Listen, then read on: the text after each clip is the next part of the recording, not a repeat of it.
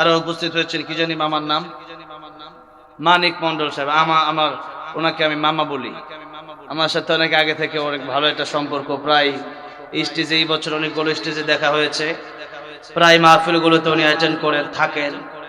আলহামদুলিল্লাহ, কোরআনের পক্ষে উনি আছেন। যারা কোরআনের পক্ষে তাদের সাথে আমাদের সম্পর্ক থাকবে, কোরআনের সাথে যাদের সম্পর্ক নাই তাদের সাথে আমাদের কোনো সম্পর্ক নাই। কোরআনের সাথে সম্পর্ক রাখলে সেই সম্পর্ক দিয়ে জান্নাতে যাওয়া যায়। কোথায় যাওয়া যায়? তাই নবীজি বলেছেন, মান হাব্বা লিল্লাহ ওয়া আবগাদা লিল্লাহি ওয়া আ'তা লিল্লাহি ওয়া মানআ লিল্লাহ ফাকাদ ইসতাকমালাল ঈমান। ভালোবাসা হবে কার জন্য? ঘৃণা হবে কার জন্য?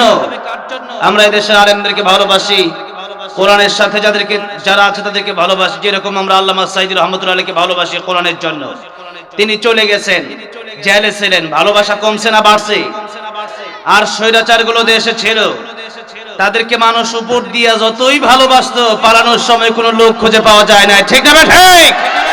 কোরআনের সাথে সম্পর্ক রাখবা না, কোরআনের বিরোধিতা করবা, তোমাদের সাথে আমাদের কোনো সম্পর্ক থাকবে না। ঠিক না ঠিক? তাই আমাদের সম্পর্ক, আমাদের জীবনটাই হয়ে যাবে আল্লাহর জন্য। জীবনটাই কার জন্য? কারণ এই ছোট্ট জীবনটা উপহার দিলেন কে? তাই আল্লাহ বলেন, ইন্না সলাতি ওয়া নুসুকি ওয়া মাহইয়ায়া ওয়া মামাতি লিল্লাহি রাব্বিল আলামিন। জীবন মরণ সবই হবে কার জন্য? আল্লাহর জন্য। আল্লাহর জন্য করবেন। নবীজি এক হাদিস শরীফে বলেছেন, কোন আলিমান আও মুতাআল্লিমান আও মুসতামিআন আও মুহিব্বান ওয়া লা তাকুন খামিসান ফাতাহলিক। নবী বলেছেন, তোমরা আলেম হও। কি হও? আলেম হও। কোরআন শরীফ শিখো, কোরআনের ব্যাখ্যা শিখো, কোরআন শরীফের তাফসীর শিখো। পারো নাই? আলেমদেরকে তোমরা আলেমের ছাত্র হও, তাও পারো নাই? আলেমের কথা শোনো, তাও পারো নাই? একেবারে সর্বশেষ কথা যেটা রাসূল কারীম সাল্লাল্লাহু আলাইহি সাল্লাম বলেছেন, জান্নাতে যাওয়ার পথ বাকি থাকবে, আলেমদেরকে মুহাব্বত করেন। কি করতে হবে? মুহাব্বত করতে হবে। ওয়ালা তাকুন খামিসান ফাতাহলিক। নবী বলেছেন, যারা আলেম বিদ্বেষী হয়, যারা আলেমকে ঘৃণা করে, খাসিরাত দুনিয়া ওয়াল আখিরা, দুনিয়াতে তারা ভালো থাকতে পারে না, আখিরাতেও ভালো থাকতে পারে নাই। যারা আলেমদেরকে, ডক্টর মিজানুর রহমান আজহারী সাহেব থেকে শুরু করে কাজী ইব্রাহিম সাহেবকে, এদেশের আলেমদেরকে যারা দেশে থাকতে দিল না, যারা ছিল এদেরকে যারা গ্রেফতার করে রাখলো, এরা দেশে থাকতে পারছে?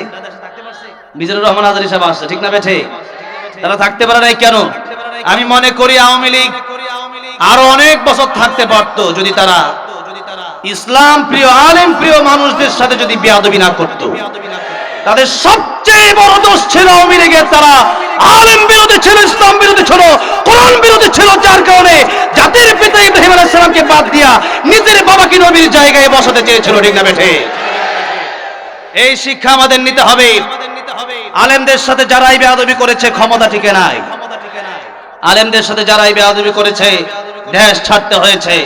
তাদেরকে এই দেশের মানুষ ভালোবাসে নাই, যার কারণে তারা ভেবেছিল, তাদের প্রশাসনের লোকেরা বলেছিল যে আমাদের সাফ করতে 1 ঘন্টা সময় লাগবে না। কোথায়? সাফ তো করতে পারো নাই। সাফ তো উনি নিজেই হয়ে গেছে। ঠিক না ঠিক? তাই আলেম বিরোধী আমরা হব না। যতদিন বেঁচে আছি আলেমকে মুহাব্বত করব। পারবো না ইনশাআল্লাহ?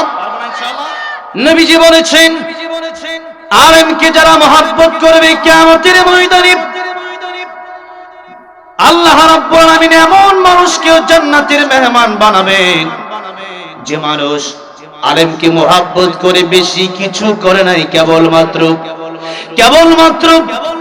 একটি গ্লাস পানি পান করেছিল আলেমকে। কিয়ামতের ময়দানে আল্লাহ রাব্বুল আলামিন আলেমকে যখন জান্নাতে দিবেন, আলেমকে জান্নাতে যাওয়ার বেলায় আলেমকে যে ব্যক্তি ভালোবেসে একটা গ্লাস পানিও পান করিয়েছিল, এমন ব্যক্তিকেও আল্লাহ রাব্বুল আলামিন আলেমের সাথে জান্নাতের মেহমান বানিয়ে দিবেন। সুবহানাল্লাহি ওয়া বিহামদিহি। তাই আলেমদেরকে আমাদের ভালোবাসতে হবে। যে কোনো ভাবে টাকা পয়সা আছে ওটা দান করেন। এই মাদ্রাসায় আমাদের দেশের একটা সিস্টেম কি জানেন? ধনী মানুষরা মাদ্রাসায় এরকম বেশি দিতে চায় না, আর গরিব মানুষরা মাদ্রাসায় বেশি দেয় তাদের সন্তানদেরকে। ঠিক না? এটা একটা সাধারণ সিস্টেম হয়ে গেছে। আলহামদুলিল্লাহ, এখন মোটামুটি মাদ্রাসায় ধনীরাও দিচ্ছে, আস্তে আস্তে কোরআনের পথে আসতেছে।